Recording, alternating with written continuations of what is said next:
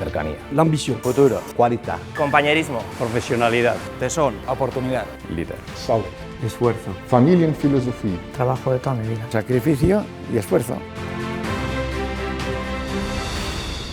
El factor más importante entiendo yo que es un grado de profesionalidad elevado en todos los niveles y escalafones de la empresa. Tenemos muy poquita rotación de personal, lo cual contribuye a que la experiencia y el know-how pues vaya permaneciendo en la empresa, y este es un factor muy importante como base del desarrollo tecnológico. Todo ha sido fruto pues, de un esfuerzo continuado de un equipo humano pues, que desde la dirección hasta los puestos más básicos pues, hemos tenido un papel muy importante en el buen quehacer en el día a día, en el compromiso con la empresa, el compromiso con los clientes.